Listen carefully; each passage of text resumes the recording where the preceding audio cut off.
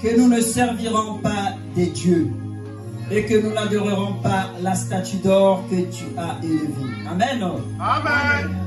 Ces hommes ont pris une décision de ne pas suivre ce que le roi avait érigé, de ne pas obéir à la parole du roi. Alors cette histoire que nous allons décortiquer tous ensemble. Alors nous allons retenir 2 points. La première, c'est la présence de Dieu. Ça sert à quoi? Pour leur épreuve, ça servait à quoi cette présence de Dieu? Ça c'est notre premier point. Et le deuxième point, nous allons voir aussi le but de Dieu dans cette situation. Ça peut être aussi ta situation à toi. Je crois que tout un chacun de nous a une situation, a une preuve qu'il ou elle est en train de traverser. Alors, ce verset, ce livre est aussi à toi ce matin. Amen. Amen. Alors, si tu as le stylo, si tu as un bout de papier pour écrire, il est temps d'écrire. Amen. Amen. Parce que Dieu va nous révéler des choses dans cette histoire. Souvent nous lisons cette histoire, on se dit, mais ces 3 personnes, qu'est-ce qu'ils ont fait afin que le roi leur ordonne d'adorer son statut? Qu'est-ce qu'ils ont fait du mal? Et on a l'impression que ces hommes-là n'ont rien fait, c'est vrai. Et le roi aussi non plus, il n'a rien fait. Parce que le roi en lui, il avait cette connaissance qu'il doit adorer les statues. Amen. Amen. Comme toi aujourd'hui, tu as la connaissance. Tu sais que le statut, tu ne peux pas l'adorer, mais tu dois adorer ton Dieu. Amen. Amen. Alors dans cette histoire, nous allons décortiquer point par point. Bien aimé, j'aimerais que nous puissions savoir tous en tant que chrétiens, les difficultés, ça va arriver. Et ça arrivera toujours. Les problèmes, nous ne pouvons pas les éviter. Dans ta marche chrétienne, comme je dis toujours, c'est comme si tu prenais l'autoroute. Est-ce qu'il y a des chauffeurs parmi nous? Il y a des conducteurs parmi nous? Quand nous prenons l'autoroute, est-ce que tu as l'option de faire marche arrière? Dites-moi. Pour ceux qui savent conduire. Bien-aimé, ce n'est plus une option de faire marche arrière. Mais c'est une interdiction. Interdiction formelle de ne pas faire marche arrière. Amen. Amen. Alors ce matin, je vais te parler aussi pour ta marche chrétienne. Je sais que tu es en train de souffrir maintenant. Je sais que tu as un problème maintenant. Mais garde la parole de Dieu. Fais confiance à ce Dieu-là.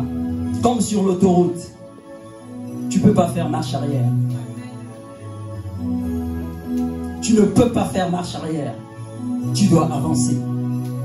Tu dois avancer jusqu'à ta destination. Alors mon frère, ma soeur, je t'exhorte ce matin à ne pas faire marche arrière avec ce Dieu-là. À ne pas faire marche arrière avec ce Dieu-là. Il est bon. Alors notre thème va s'intituler La confiance en l'Éternel. La confiance en l'Éternel. Fais-tu confiance à ton Dieu? Fais-tu confiance à celui-là qui t'a renouvelé le souffle de vie? La confiance en l'Éternel. Peu importe la situation. Bien-aimés, nous venons tous d'entendre cette histoire de Shadrach, de Meshach et d'Abednego. Bien-aimés, c'était grave, très grave même, cette histoire. Mais ils avaient juste une chose, de ne pas servir d'autres dieux. De ne pas servir d'autres dieux que leur Père Céleste, que l'Éternel, que le Dieu de notre Père, Claude Kaboudioualessa. De ne pas servir d'autres dieux que l'Éternel lui seul. Amen. Amen. Dans les livres des psaumes, 125, le verset 1 à 2, la parole nous dit: ceux qui se confient en l'Éternel sont comme la montagne de Sion. Elle ne chancelle point, elle est affermie pour toujours. Amen. Amen. La montagne de Sion, elle ne chancelle point. Qu'est-ce que ça veut dire? Elle ne chancelle point. De mouvement par-ci, par-là. Oh, j'ai entendu un prédicateur à gauche, j'y vais.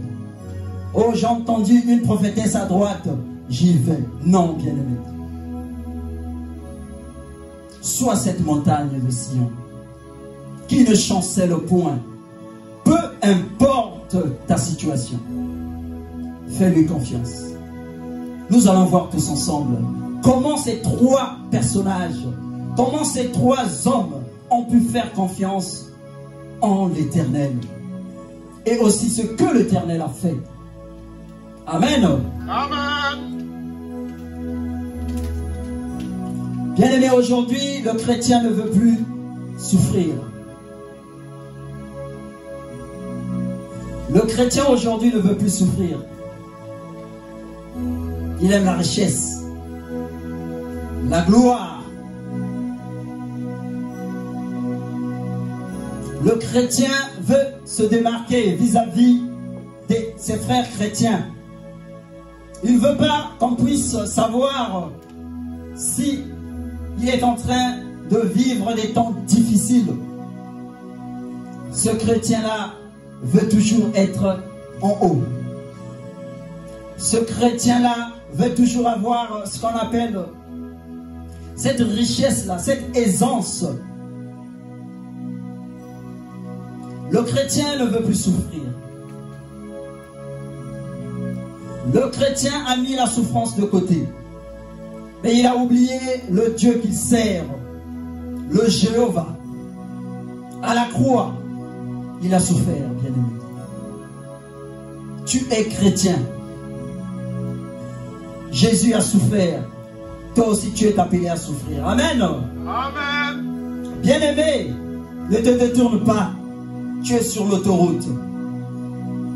Tu ne peux plus faire marche arrière. Il y a les souffrances qui vont venir. Encore pire, ça va venir. Mais aie confiance en l'Éternel. Aie confiance en ton Dieu. Il ne t'abandonnera pas. Ce Dieu-là est fidèle. Nous allons voir sa fidélité. Nous allons voir sa fidélité. Ce qui intéresse les chrétiens aujourd'hui, c'est la célébrité dans les réseaux sociaux. Ils veulent que tout le monde les regarde. Mais non, bien-aimé, c'est pas ça la vie chrétienne. La vie chrétienne, il y a des hauts et des bas. La vie chrétienne, il y a des hauts et des bas. Nous allons lire Ecclésiaste, verset 7, le chapitre 7, excusez-moi, le verset 14. Ecclésiaste 7, 14, la parole nous dit: au jour du bonheur, sois heureux. Et au jour du malheur, réfléchis. 2 points. Écoutez la suite. Dieu a fait l'un comme l'autre. afin que l'homme ne découvre en rien ce qui sera après lui. L'homme ne découvre en rien ce qui sera après lui. Donc l'un comme l'autre, c'est Dieu qui est l'auteur. Amen. Amen. Donc ce que tu es en train de traverser aujourd'hui même, ne te dis pas que Dieu ne connaît pas. Ne mets pas au-dedans de toi que l'Éternel ne connaît pas ma situation. Non. Dieu connaît. Je peux même dire que Dieu est l'auteur de ta situation. Dieu connaît ta situation. Mais il veut t'éprouver. Il veut que tu puisses lui faire confiance. Il va te délivrer de là, c'est sûr et certain. Mais fais-lui confiance. Parce que Dieu ne veut pas voir ton extérieur, mais lui voit ton intérieur. Amen. Amen. Dieu voit ton cœur qui est en lui. Bien-aimé, fais-lui confiance.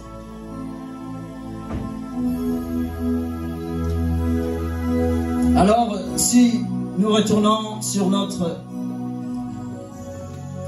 verset de base, au verset 13, nous constatons que le roi n'a pas supporté que l'on désobéit à ses ordres. Il n'a pas supporté que Shadrach, Meshach et Abednego désobéissent à ses ordres. Il était furieux. Il était en colère. Alors qu'est-ce qui est arrivé? Un peu plus loin, verset 15.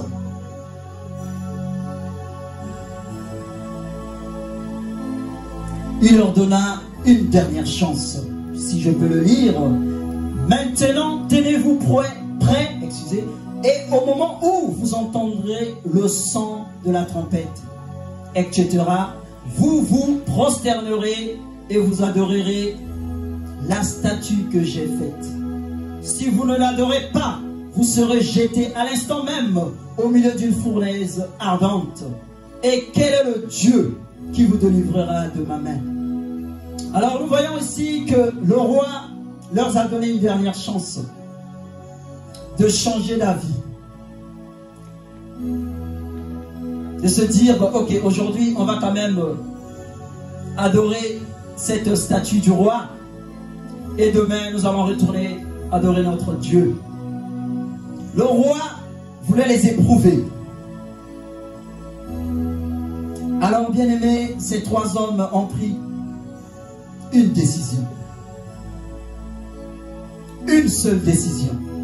De ne pas adorer la statue érigée par le roi. Ils ont pris une seule décision. De ne pas adorer d'autres dieux que l'Éternel lui seul. Bien aimé, si nous lisons dans Osée 4, le verset 6, la parole de Dieu déclare: mon peuple périt faute de connaissance. Mon peuple est détruit parce qu'il lui manque la connaissance, en d'autres versions. Mon peuple périt parce qu'il lui manque quoi? La connaissance. Mais qui est cette connaissance, bien aimé?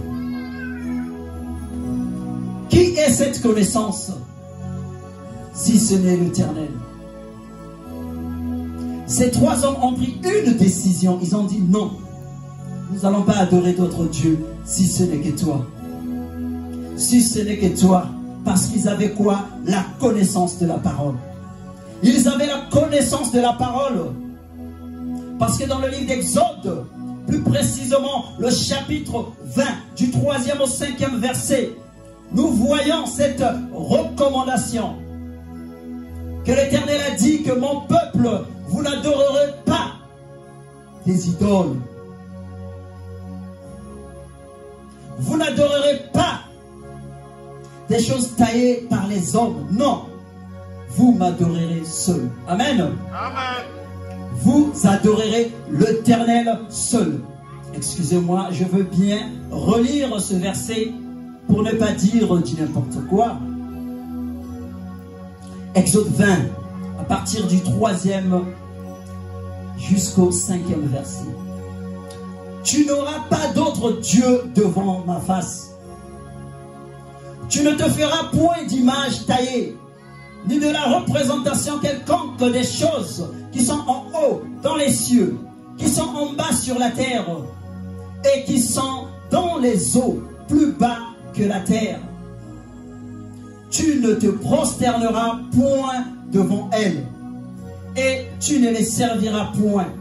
Car moi, l'Éternel, ton Dieu, je suis un Dieu jaloux, etc. Amen, amen. Amen. Bien-aimés, ces trois hommes avaient la connaissance de la parole. Ils avaient la connaissance que c'était interdit. C'est bien les commandements, les 10 commandements. Ça faisait partie des 10 commandements, bien-aimés.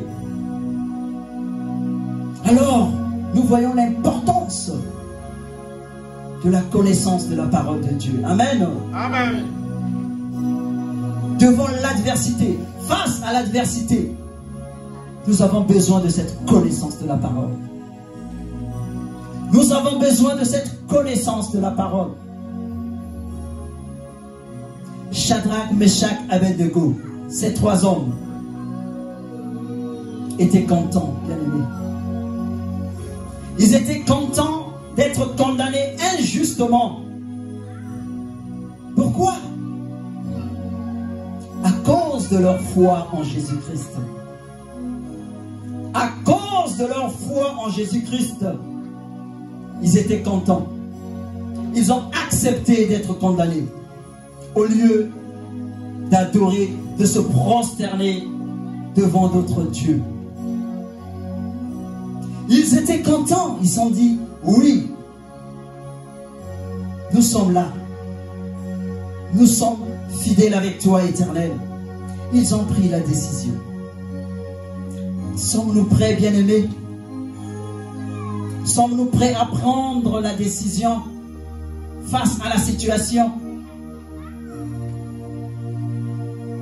Sommes-nous prêts, bien-aimés, à prendre une décision en disant que peu importe la situation, je lui resterai fidèle? Bien-aimé, je t'exhorte ce matin de faire confiance à ce Dieu-là. Il ne t'abandonnera pas. Je ne connais pas ta situation. Je ne connais pas ce que tu traverses. Seul toi et Dieu connaissent. Mais je veux t'informer que ce Dieu-là, c'est lui qui t'a mis dans cette situation. Et c'est le même Dieu-là qui va te relever. Amen. Amen. Je le crois. Parce qu'il est le maître des temps et des circonstances. Tout est pour lui. Tout est en lui. Dès la jeunesse, il a dit, il a créé toutes choses. Alors que ce soit les démons, que ce soit les esprits qui viennent te tourmenter, dis-toi que tu as ce Dieu-là qui est au-dessus des démons. Ce Dieu-là qui est au-dessus des esprits. Mais ce matin, il veut que tu reviennes à ses pieds. Il veut que tu reviennes à ton premier amour.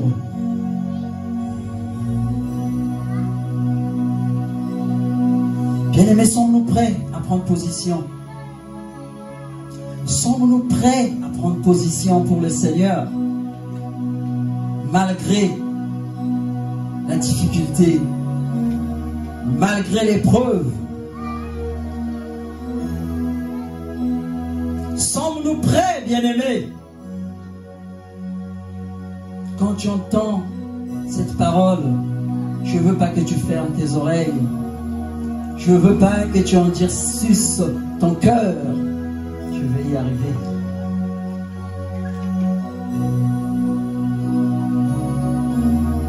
Bien-aimé, aie confiance en l'Éternel. Aie confiance en l'Éternel. Dans le livre de Matthieu, chapitre 10, le verset 28, La parole nous dit, ne craignez pas ce qui tue le corps et qui ne peut tuer l'âme. Craignez plutôt celui qui peut faire périr l'âme et le corps dans la géhenne. Amen. Amen. Ces trois hommes avaient la connaissance, bien-aimés, parce que Nebuchadnezzar ne pouvait que tuer, comme la parole nous dit, leur corps, mais pas leur âme, pas leur esprit. Bien-aimé, fais confiance en ton Dieu. Il est fidèle. Il ne va pas t'abandonner. Il ne va pas t'abandonner. Alors plus loin au verset 16 jusqu'au verset 18, le roi a exercé une forte pression sur ces trois hommes pour qu'ils renient leur Dieu. Il a exercé une pression, mais ces hommes-là ont resté fidèles en dépit des conséquences. Ils sont restés fidèles, bien-aimés. Ils ont dit non, nous n'allons pas abandonner notre Dieu. Parce qu'il est au-dessus de toutes choses. C'est ce message que je viens te dire, bien-aimé. Décide d'être fidèle à ton Dieu. Quelle que soit la pression ou les risques, décide d'être fidèle à ce Dieu-là. À partir d'aujourd'hui, bien-aimé, fais-lui confiance. Fais-lui confiance. En toutes circonstances, faisons-lui confiance. Sois reconnaissant que ta destinée est dans sa main et non dans la main d'un roi et non dans la main d'une personne quelconque. Ta destinée à toi est entre ses mains. Il tient le monde entier. Il tient ta vie. Il te demande une chose, la confiance. Comme Shadrach, Meshach et Abednego. Ils ont fait confiance en leur Dieu. Vers le verset 21, ces trois hommes ont été précipités à la fournaise. Je précise, la fournaise ardente par le roi Nebuchadnezzar pour avoir refusé d'adorer la statue d'or. Une fournaise ardente, là où le feu chauffait. Un grand feu, bien-aimé. Ces trois hommes étaient confrontés à une situation qui semblait au-delà de l'espoir. Bien-aimé, dites-moi, dans la fournaise, et pas seulement la fournaise, mais la fournaise ardente, là où il y a le feu, là où le roi a donné l'ordre qu'on puisse chauffer, 7 fois encore, cette même fournaise, dites-moi, est-ce qu'il y a de l'espoir là-dedans?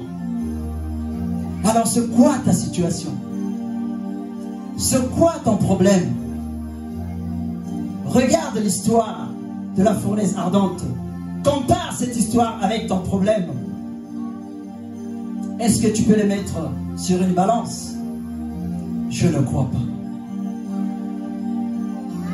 Je ne crois pas, bien-aimé. Ces hommes-là étaient confrontés à une situation au-delà de l'espoir. Ils ignoraient si Dieu allait venir intervenir pour les délivrer. Mais toutefois, la seule chose qui comptait pour eux, c'est de ne pas céder. C'est de ne pas céder. Bien-aimé, ne cède pas. Comme je disais au début, les situations vont arriver. Encore et encore. Tant que tu vis, il y a encore de l'espoir. Mais ne cède pas. Ne cède pas. Ouvre ton cœur et reçois cette parole dans le nom puissant de Jésus-Christ, de ne pas céder, de lui faire confiance. Tout le monde a des problèmes, tout le monde a des situations. Sois fidèle, bien-aimé. Sois fidèle à ce Dieu. Alors j'ai essayé de voir un peu, c'était quoi la fournaise. C'était composé de quoi, en fait? Alors, j'ai trouvé quelques mots qui nous disent que la fournaise, ce n'est pas un simple four à pain que nous connaissons tous en Afrique, ici. Mais c'est un grand four où brûle un feu violent, un feu ardent, un énorme foyer industriel pouvant servir à cuire les briques ou affiner des métaux. Compte tenu de sa température élevée, personne ne peut y survivre. Amen. Amen. Personne ne peut y survivre compte tenu de sa température élevée. Mais le roi a donné l'ordre qu'on puisse chauffer cette fournaise 7 fois. Vous vous rendez compte? Cette situation était au-delà, bien aimé, de l'espoir. Pourtant, même si le feu a flambé autour d'eux, ils n'étaient pas seuls. Bien aimé, je viens te dire ce matin que tu n'es pas seul. À ta situation, tu n'es pas seul. Ce que tu es en train de traverser aujourd'hui, tu n'es pas seul.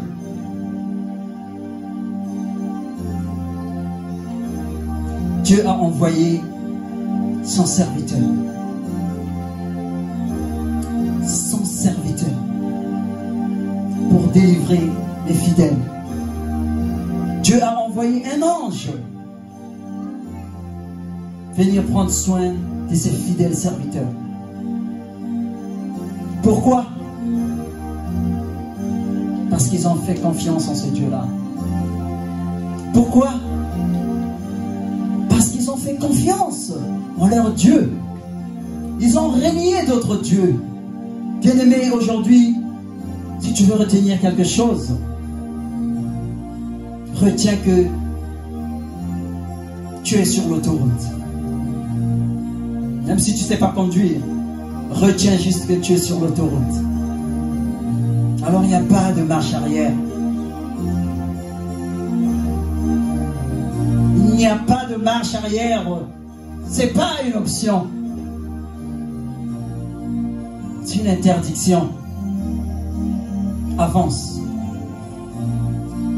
Avance avec le Seigneur. Il ne t'abandonnera pas. Il ne t'abandonnera pas. Cette présence divine dans le feu nous témoigne clairement de la promesse de Dieu qu'il serait avec nous dans nos moments les plus désespérés, nous protégeant et nous guidant à travers différentes situations de notre vie. Cette présence était pour protéger ces humbles serviteurs, ces fidèles serviteurs, comme toi, comme moi, aujourd'hui. Tu n'es pas seul dans ta situation. Tu n'es pas seul dans ta situation. Et ce que j'ai essayé de comprendre dans cette histoire, ce qui est étonnant, c'est que quand le roi a décidé de les jeter dans la fournaise ardente, ils étaient liés. Ils étaient tous liés. Mais ce qui est étonnant, seule la corde qui tenait ces 3 hommes ligotés a brûlé. Seule la corde, bien-aimée, qui a brûlé. Ces 3 hommes sont sortis intacts. Mais seule leur corde qui a été brûlée. C'est leur corde qui a été coupée. Alors je viens te dire encore ce matin. Je viens te dire ce matin. Personne, je le dis bien, ne peut te lier. Personne, je le dis à haute voix, ne peut te lier. Si Dieu veut te libérer, si Dieu veut te délivrer dans cette situation, personne ne peut te lier. Personne ne peut te lier, bien-aimé. Bien-aimé, ces 3 hommes étaient liés, ligotés dans la fournaise ardente. Mais seuls les fils ont été coupés. Seuls les fils ont pu brûler. Mais rien d'autre. Si vous pouvez lire l'histoire jusqu'en bas, vous allez constater qu'il n'y a rien d'eux, ni leurs habits, ni rien qui était brûlé, mais juste les cordes. C'est pour te dire ce matin que peu importe la situation que tu es en train de traverser, ce Dieu-là est capable. S'il veut te délivrer, il est capable de te délivrer. Personne ne peut te lier si Dieu veut te délivrer. Bien-aimé, écoute cette parole dans le livre de Lamentations, de chapitre 3, de verset 37 au verset 38. La parole déclare: qui dira qu'une chose arrive sans que le Seigneur l'ait ordonné? N'est-ce pas la volonté du Très-Haut que viennent les maux et les biens? Bien-aimé, tu as écouté cette parole avec moi? Je répète, n'est-ce pas la volonté du Très-Haut que viennent les maux et les biens? Le mal, c'est le pluriel qui dit maux. Donc le mal et le bien, c'est la volonté de Dieu. Il est le metteur en scène de ta situation. Il est le Jéhovah dans ta situation. Alors il veut se glorifier. Il veut se glorifier, bien-aimé. Il te demande une chose: fais-lui confiance. Bien-aimé, quand tu es au milieu de l'épreuve, tu as l'impression que tu es en train de traverser cette situation tout seul. Tu as l'impression que tu traverses cette épreuve tout seul. Mais ce matin, je te dis non. Ce matin, je te dis le contraire. Tu n'es pas seul dans ta situation. Tu n'es pas seul dans ta situation. L'Éternel est à l'œuvre. L'Éternel est à l'œuvre dans ta situation. Tu n'es pas seul. Tu n'es pas seul dans ta situation. Bien-aimé, ce feu-là, qui n'est autre que la situation, l'épreuve que tu es en train de traverser, ce n'est pas un signe que ton Éternel t'a abandonné. Non. Il ne t'a pas abandonné, bien-aimé. Écoute ça. Mais c'est une opportunité pour Dieu de démontrer sa fidélité. Il ne t'a pas abandonné, mais c'est l'opportunité que Dieu lui-même a créée pour démontrer sa fidélité. Pour te dire que je suis fidèle, l'Éternel, qui ne change point, l'alpha et l'oméga, le commencement et la fin, l'omniscient, l'omniprésent, l'omnipotent, l'immaculée conception. Ce Dieu-là te dit, bien-aimé, il est à l'œuvre. Il est à l'œuvre. Ne pleure pas, bien-aimé. rends-lui grâce. Ne pleure pas, bien-aimé. Fais confiance en ce Dieu-là. Il maîtrise ta situation. Il est le maître des temps et des circonstances. Il est le maître de toutes choses, bien-aimé. Fais-lui confiance.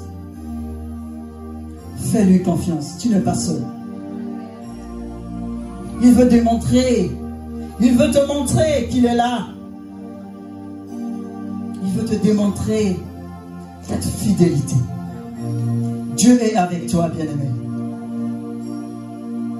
Dieu est avec toi. Même si tu ne ressens pas sa présence, il est avec toi. Il est avec toi. Il est en train de travailler. Et il continuera à travailler.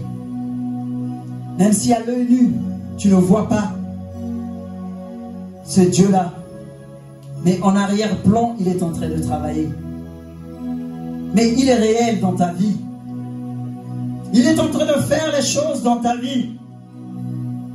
Il est en train de t'éloigner des pires choses. De ce que tu es en train de traverser maintenant. Ce n'est rien devant ce Dieu-là.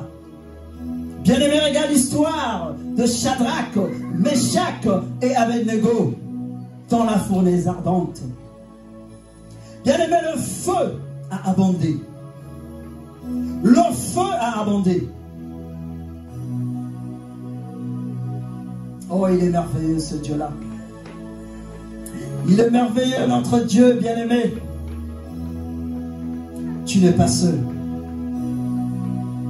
Ce matin, je viens te dire que tu n'es pas seul dans ta situation. Tu n'es pas seul dans ta situation, bien-aimé. Dans la fournaise ardente. Il a sauvé ses fidèles serviteurs. Dans la fournaise ardente, il a sauvé ses fidèles serviteurs. Alors, ta situation, c'est quoi? Ta situation, c'est quoi, bien-aimé? Dis à ce Dieu-là, Père, je te fais confiance. Bien-aimé, dis avec moi, je te fais confiance. Bien-aimé, à haute voix, proclame, dis, je te fais confiance. Je te fais confiance. Oh, gloire au Seigneur. Merci, Éternel. Merci, Éternel, de toucher encore. Merci, Éternel, de t'approcher devant tes serviteurs, devant tes servantes, pour leur tenir compagnie de la même manière que tu l'as faite avec Shadrach, Meshach et Abednego. Oh Jéhovah, merci. Alors nous allons voir, nous allons décortiquer quelques points de la présence de Dieu dans le feu. Ça servait à quoi cette présence de Dieu? Parce que Dieu a toujours un but dans chaque situation. Dieu a toujours un but. Alors, la présence de Dieu servait à quoi?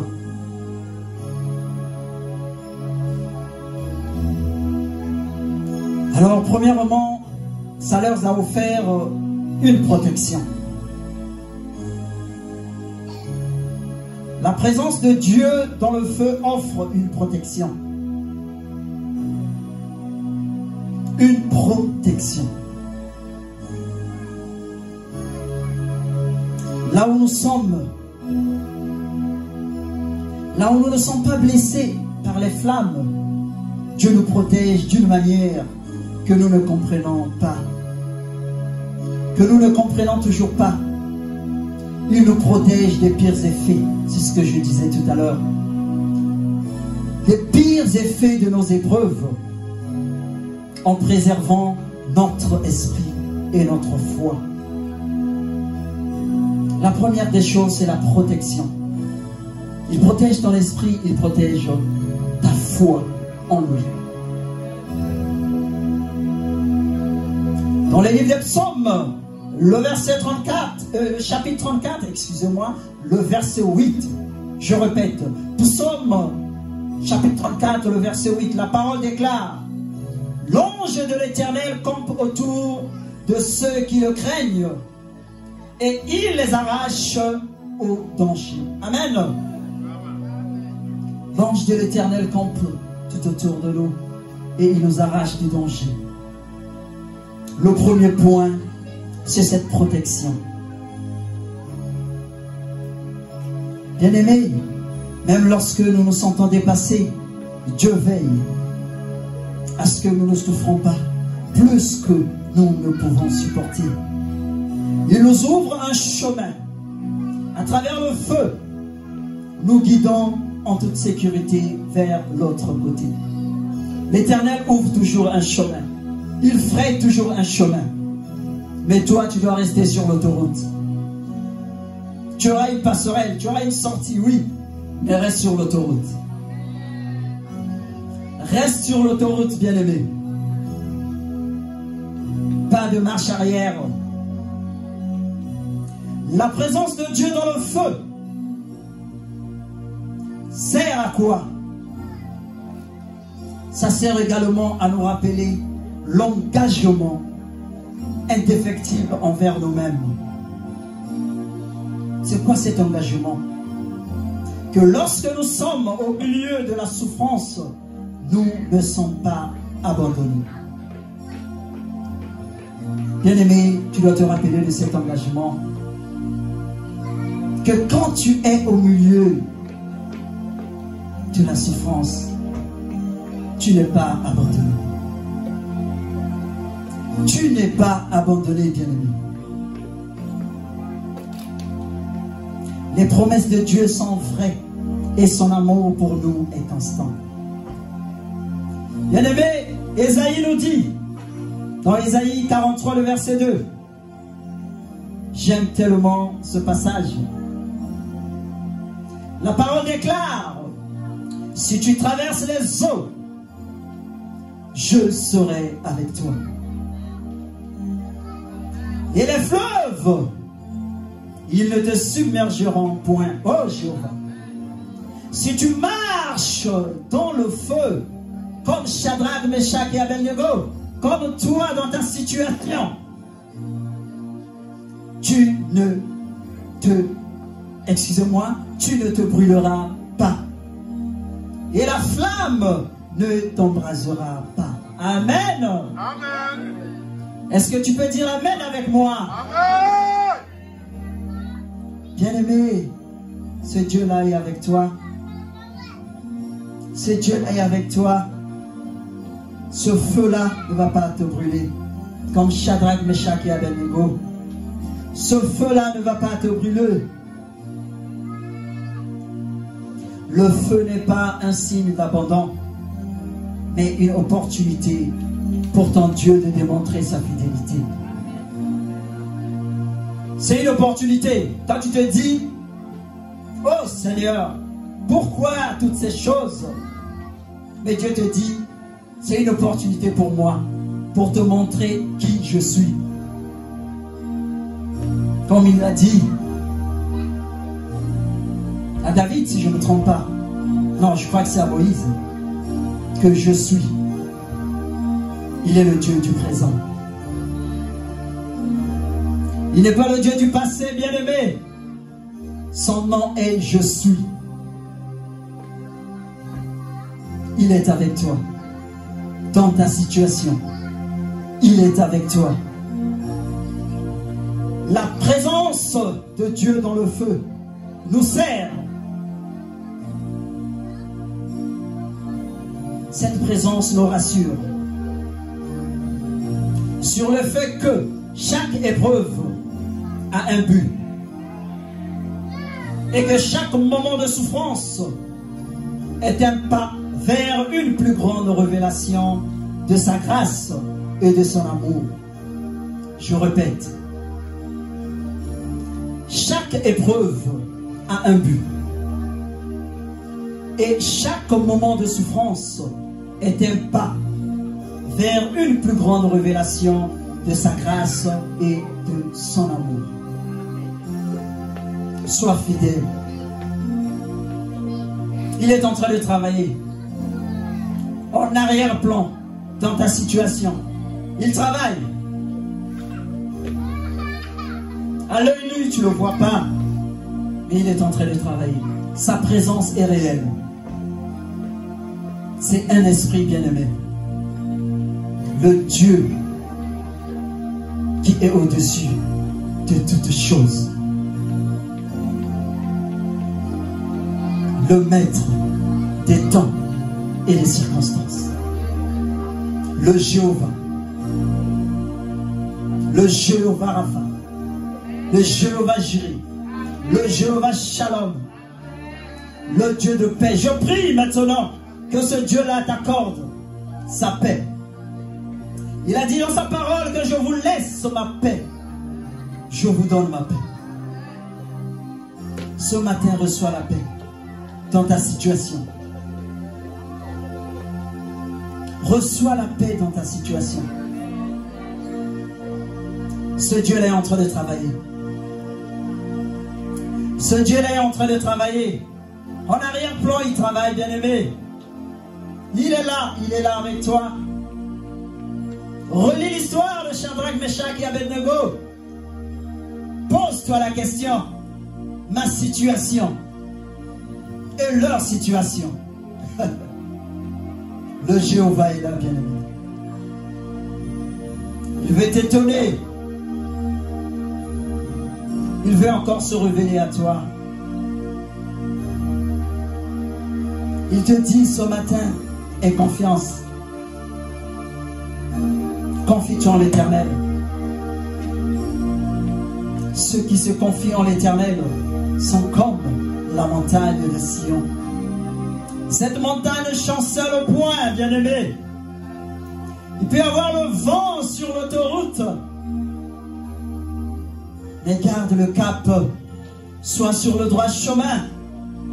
C'est l'Éternel qui va frayer ta sortie, ton exit. C'est l'Éternel qui va te montrer cela. Sois sur l'autoroute, bien-aimé.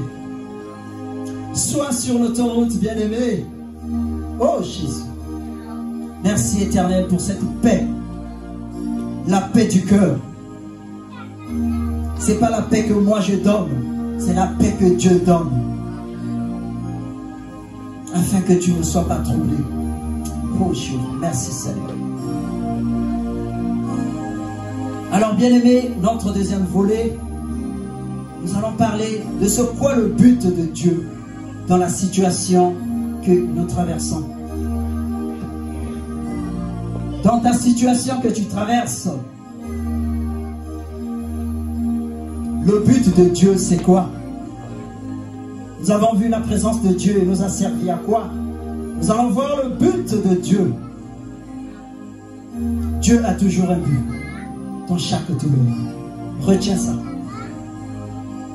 Il a toujours un but dans chaque douleur, dans chaque situation. Alors, c'est quoi le but de Dieu dans la situation que tu es en train de traverser?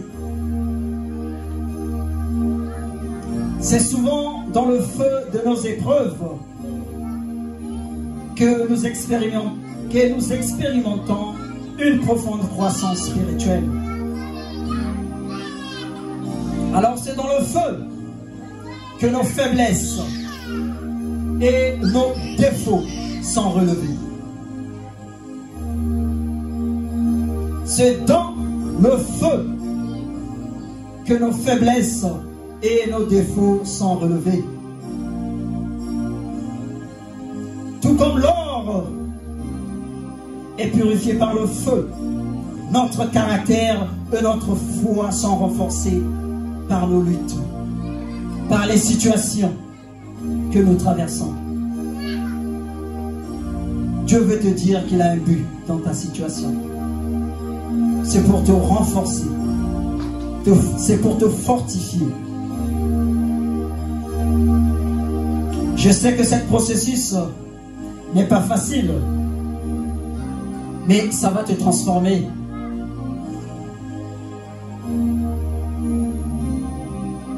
Ce processus va te transformer. Parce que Dieu a un but. Dieu a un but dans ta situation. Ma soeur, mon frère, papa, maman, Dieu a un but dans ta situation. Dieu a un but dans ta situation. Alors c'est quoi ce but-là? Le but de Dieu, c'est qu'il t'apprenne la patience, l'endurance et la confiance.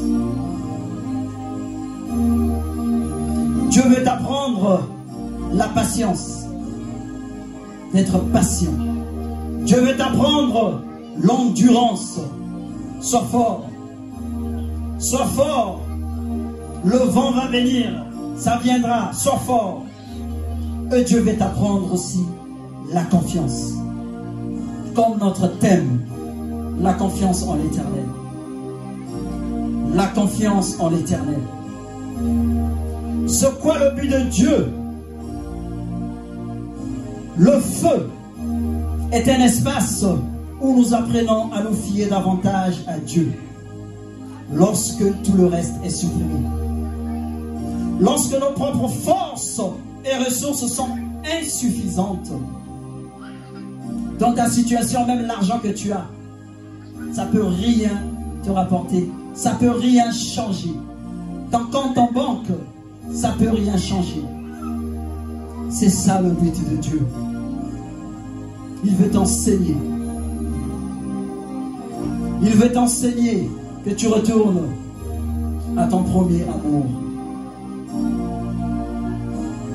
Voilà le but de Dieu, bien-aimé. Voilà le but de Dieu. C'est quoi ce but-là? Le feu. Le but de Dieu peut également devenir un témoignage puissant. Un témoignage vis-à-vis de ton frère, de ta soeur. Parce que quand Shadrach, Meshach et Abednego ont pu sortir de la fournaise ardente par l'aide de l'Éternel, ils ont laissé une marque, un cachet, en disant que notre Dieu sauve toujours. En disant que notre Dieu est au-dessus de tous les dieux. Voilà le témoignage. Alors, ta situation que tu traverses, le feu qui est en train de brûler au-devant de toi, c'est afin que tu puisses témoigner demain. C'est afin que tu puisses rendre grâce à Dieu demain. Et que ton environnement reçoive ce témoignage. Et que ton environnement sache qu'il y a un seul Dieu, qui est l'Éternel. Lorsque tu traverses une épreuve avec foi, avec un esprit renforcé et avec un sentiment de paix, malgré l'adversité, vous devenez un témoignage. Tu deviens un témoignage vivant de la fidélité de Dieu pour les autres. Toi, tu deviens un témoignage vivant. Les autres pouvant témoigner. Oh, je connais la situation de ce monsieur. Bien-aimé, moi qui vous parle, je suis passé dans des situations difficiles. Vous vous rappelez, mon épouse a témoigné dernièrement, je crois qu'il y a 2 ou 3 dimanches, ce qui concerne le problème d'immigration. Bien-aimé, je suis passé dans une situation très difficile. Mais en me voyant, tu ne pouvais pas le comprendre, tu ne pouvais même pas le croire, que ce frère-là est en train de traverser cette situation. Mais j'ai pris une décision. C'est cette décision que je veux que toi aussi tu puisses prendre. C'est cette décision que je veux aujourd'hui que tu puisses prendre. de faire confiance à ton Dieu.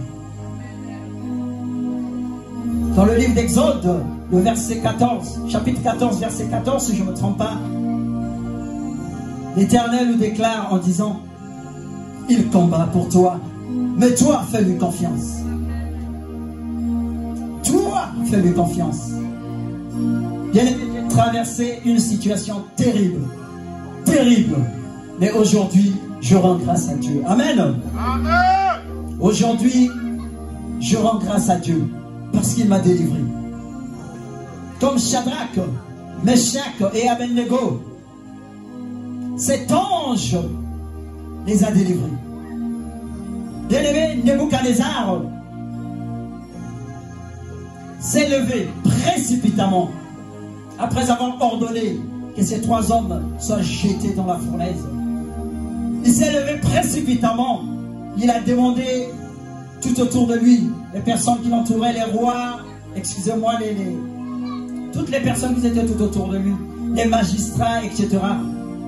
Mais qu'est-ce que je suis en train de voir? N'avons-nous pas jeté 3 personnes? Et cette personne l'ont répondu, exactement, roi. Mais le roi a pris la parole et dit, je vois 4 personnes qui marchent dans la fournaise ardente, dans le feu. Et le plus surprenant, on les a jetés avec des fils. Ils étaient liés. Mais le roi dit, ils sont en train de marcher sans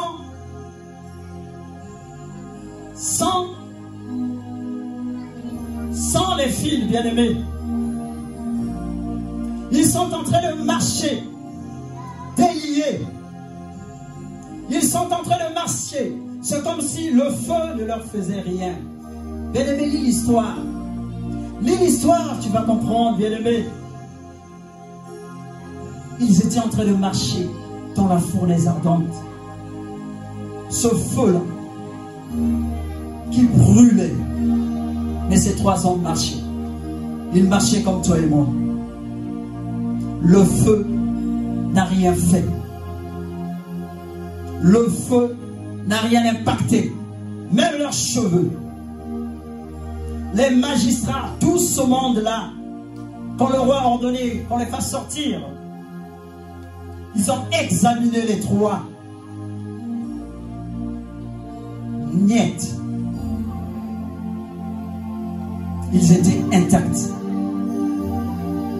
Même pas l'odeur de la fumée. Bien-aimé, je viens t'exhorter. Ce Dieu-là veut que tu lui fasses confiance. Ta situation, elle est grande. Oui, je comprends. Mais ce Dieu-là te dit ce matin, aujourd'hui, fais-moi confiance. Fais-moi confiance. Il est là. Il est présent dans ta vie. Il est présent dans ta situation. Sur la croix de Golgotha, bien-aimé, tu te souviens? Ce Dieu-là a dit, tout est accompli. Bien-aimé, ta situation est accomplie. C'est déjà arrêté, ta situation. N'aie pas peur. N'aie pas peur. Fais-lui confiance. Tout est accompli. Tout. Bien-aimé, c'est T-O-U-T. J'espère que je suis bon en orthographe. Tout est accompli. Tout est accompli, bien-aimé. Tout est accompli. Il n'y a rien qui est plus fort que ce Dieu-là. Bien-aimé, ça doit être un témoignage. Ton expérience va être un témoignage. Ton voyage à travers le feu va encourager les autres à faire confiance à la présence et à la provision de Dieu. À la présence et la provision de Dieu dans leur vie. Et ça va être un témoignage. N'oublie pas cela, bien-aimé. N'oublie pas cela, mon frère, ma soeur. Ça va être un témoignage. Un témoignage. Le feu, qu'est-ce que ça sert encore? Le but. Nous allons chuter, bien-aimés. Le feu nous enseigne aussi la nature de la délivrance de Dieu. Toi qui aimes la délivrance, le feu va t'enseigner aussi la nature de la délivrance.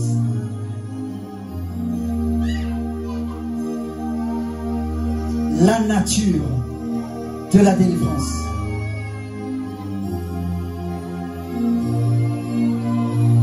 Bien-aimés, parfois la délivrance survient d'une manière à laquelle nous ne nous attendions pas. Comme Shadrach, Meshach et Abednego. Ils étaient au bout. C'est vrai qu'on est chrétiens, mais disons la vérité. Dans la fournaise ardente, il n'y a plus d'espoir. Il n'y a plus d'espoir. Mais bien-aimé, celui-là qui est là-haut, qui est le maître de toutes choses, ce matin il te dit, il y a de l'espoir. Il y a de l'espoir dans ta situation. Il y a de l'espoir dans ta situation. Bien-aimé, la délivrance survient d'une manière à laquelle nous ne nous attendions pas. Ici, il ne s'agit pas toujours, écoute ça, bien-aimé, d'une élimination immédiate de l'épreuve, mais plutôt une présence qui nous soutient à travers celle-ci. Une présence. Bien-aimé, la délivrance est aussi la présence de Dieu qui te soutient pendant que tu es en train de traverser ton épreuve. Sur l'autoroute, il est là, il est en train de marcher avec toi. Sur l'autoroute, il y a du trafic, il est là, il est en train de t'apaiser pour te dire, mon fils, aie confiance. Ma fille, aie confiance. C'est aussi la délivrance. C'est ce que Dieu veut t'enseigner. C'est ce que Dieu veut t'enseigner. Dieu ne nous sortira peut-être pas du feu, mais il veille à ce que nous ressortions plus forts. Dieu veut que tu puisses ressortir plus sage. Dieu veut que tu puisses ressortir plus mature et plus aligné sur ton objectif. Plus sage. Dieu veut que tu puisses ressortir dans le feu que tu es en train de traverser. Bien-aimé, Dieu ne t'a pas abandonné. Bien-aimé, Dieu ne t'a pas abandonné.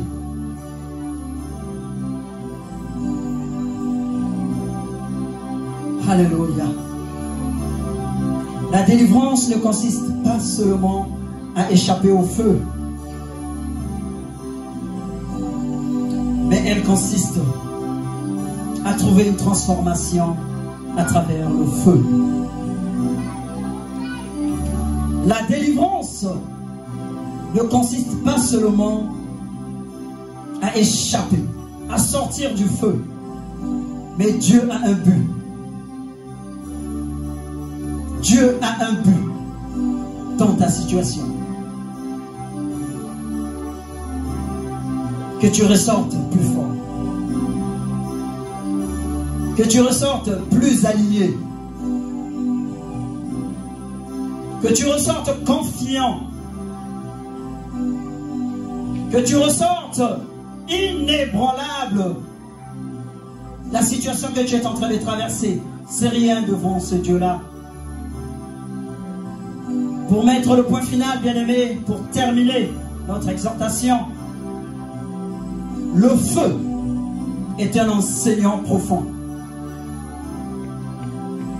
Il révèle nos peurs les plus profondes et nos plus grandes forces.